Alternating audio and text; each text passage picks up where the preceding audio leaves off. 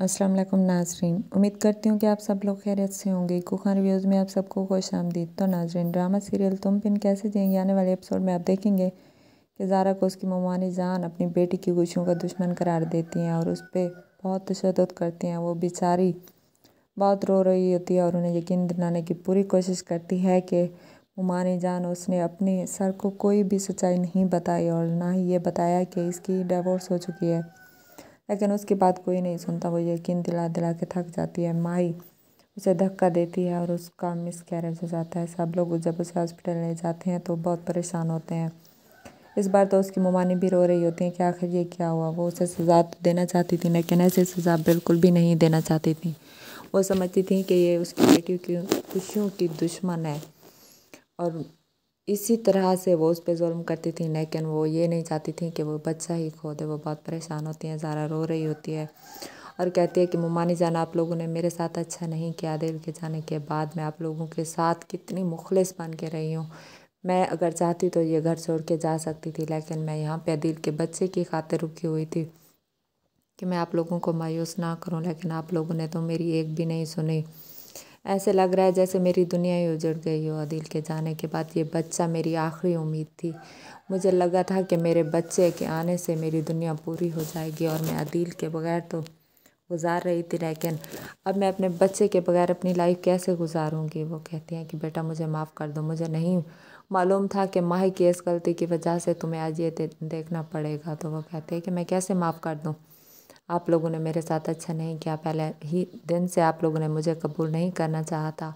मेरी अम्मी कहती थी कि मैं उनके घर चली जाऊं और मेरा बच्चा भी वहीं पे जन्म ले, लेकिन मैंने किसी की नहीं सुनी। मुझे लगा कि आप लोग मेरे साथ खुश रहेंगे, लेकिन आप लोगों ने मेरे साथ अच्छा नहीं किया। इसी तरह से घर पे माई भी बहुत परेशान होती है कि आखिर उसे हॉस्पिटल लेके गए और क्या होगा। लेकिन जब मेरा घर आती है तो वो पूछती है कि आखिर क्या हुआ, ज़ारा कैसी है। तो वो कहती है कि आप ही बहुत बुरा हुआ है। ज़ारा भाभी अब बहुत परेशान है, उनका मिसकैरेज हो गया है। तो वो कहती है ये कैसे हो सकता है, मैंने तो सिर्फ हल्का सा धक्का दिया था। वो कहती है आप ही, अब तो ये जो होना था हो गया और ये सिर्फ और सिर्फ आपकी वजह से हुआ है। आपने भाई की खुशियों को तबाह कर दिया। पहले तो आप ये नहीं चाहती थी कि उनकी शादी हो, लेकिन जब शादी हो गई और भाई की डेथ के बाद अब तो आप उसे कबूल कर लेती। आपका रिश्ता टूटा सिर्फ और सिर्फ आपके झूठ की वजह से, क्योंकि आप लोगों ने उन्हें सच्चाई नहीं बताई थी कि आप शादीशुदा हैं और आपका डिवोर्स हो चुका है। लेकिन आपने उनकी एक नहीं सुनी और ये सब आप ही का कसूर है। वो कहती है अब तो मैं कुछ नहीं कर सकती। मैं उससे माफ़ी मांगने की पूरी कोशिश करूँगी। लेकिन जब माही ज़ारा के पास जाती है और उससे माफ़ी मांगने की कोशिश करती है तो ज़ारा बहुत गुस्सा होती है और कहती है यहाँ से तुम चली जाओ। मैंने आज तक तुम्हें माफ़ किया है, मैंने तुम्हारी हर गलती को इग्नोर किया, लेकिन अब मैं नहीं कर सकती। तुम्हारी वजह से मैंने अपना बच्चा ही खो दिया। तुम इंतकाम में इतनी गिर गई थी कि तुमने अपने भाई की औलाद को भी इस दुनिया में नहीं आने दिया।